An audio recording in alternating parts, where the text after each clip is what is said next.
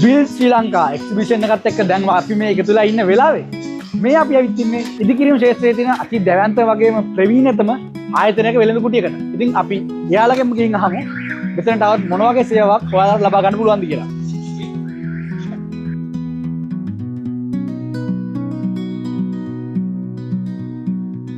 ඕගොල්ලෝ අද ඇවිල්ලා ඉන්නේ බිල් ශ්‍රී ලංකා එක්සිබිෂන් එකේ ඉන්සි සමාගමේ වෙළඳ කුටියට.